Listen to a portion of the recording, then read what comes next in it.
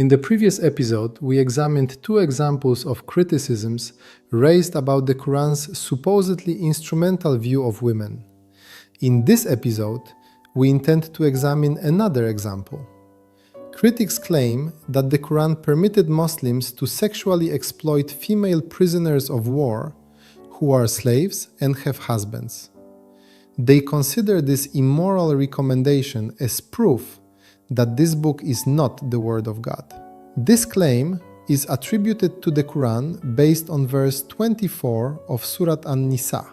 The word Muhsanat, which appears at the beginning of this verse, has been interpreted by most commentators as meaning married women.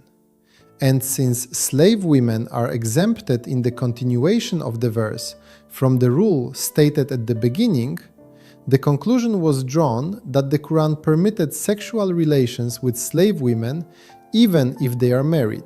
Why did this interpretation arise? Because in the two preceding verses, namely verse 22 and verse 23, the subject is mahram, that is, close relatives with whom marriage is forbidden.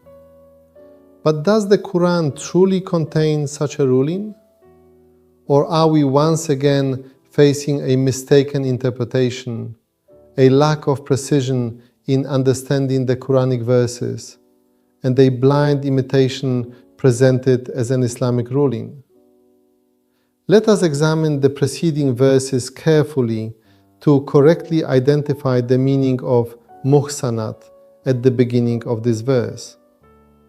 How is it possible that a word repeated numerous times in the Quran, indeed repeated again in this very verse a little further on, and interpreted everywhere as meaning chaste and virtuous women, should be interpreted here as meaning married women? And from this, how can a ruling be deduced according to which a slave woman, even if she has a husband, may be sexually exploited? If we look carefully, we see that verse 22 tells us وَلَا تَنْكِحُوا مَا نَكَحَ آبَاؤُكُم مِّنَ النِّسَاءِ, meaning, do not marry the women whom your fathers married. Here the expression لَا تَنْكِحُوا, meaning do not marry, is used. But in verse 23, through the expression حُرِّمَتْ عَلَيْكُمْ, forbidden to you, the subject is mothers, sisters, and all others in the category of mahram. Why this difference? Because those whom the Quran was addressing had no doubt that marrying one's mother, sister, or mahram was a shameful act, and knew this well. However, they used to marry women who had previously been married to their fathers, but were not their mothers. For this reason, verse 22 says, do not marry them. As for sisters, mothers, and those in the category of mahram, the question of marrying them does not even arise. The Quran simply states that they hold a special sanctity, and that even a sexual glance toward them is wrong. Now, the word Muhsanat appears in the continuation of these verses. If we take it in its precise and established meaning, namely chaste and virtuous women, we will then understand what an important meaning and what a beautiful moral guidance has been presented here in the Quran, which we have been overlooking until now.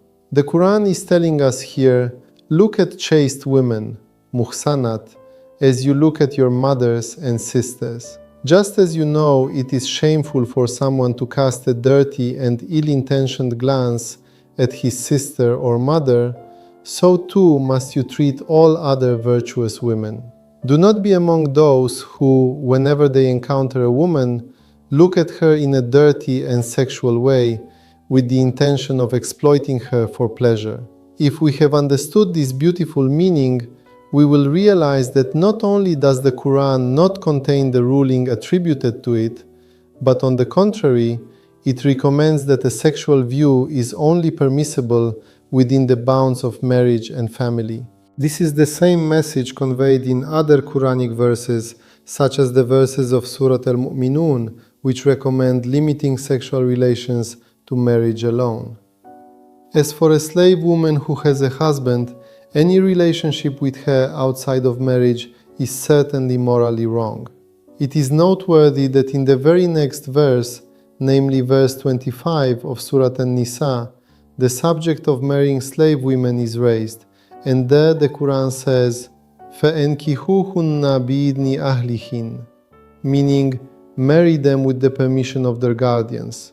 How then is it possible to understand from the previous verse that the Quran permitted sexual relations with married women?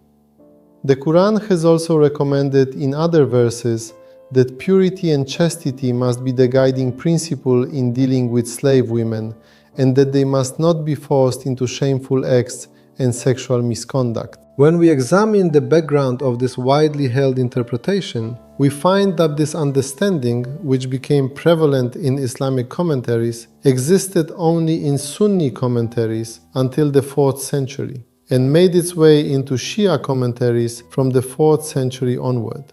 In reality, therefore, this interpretation was a product of proximity to the power structure of the caliphate, which, contrary to the purposes and spirit of Islamic law, promoted a different culture among Muslims. Of course, by this observation, I do not intend to express a Shia or sectarian viewpoint. Rather, I wish to draw attention to the fact that the closer we get to governments that moved and built a culture contrary to the purposes of the Quran, the more we encounter such immoral issues. It may be objected here that the exploitation of slave women exists in Shia jurisprudence as well, and has not been declared forbidden.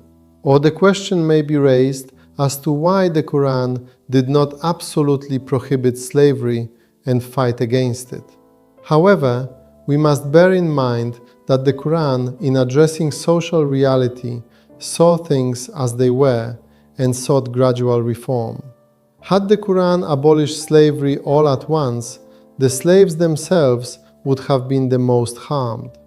This is similar to declaring today that in order to support workers, we will abolish the employer-employee system. The workers themselves would suffer the greatest losses. But if we consider the approach adopted by Islam and its recommendations regarding the freeing of slaves, the prevention of taking prisoners of war as slaves, and the moral guidelines for upholding the dignity of slaves, we will understand that Islam sought to gradually change this system and replace it with a better one.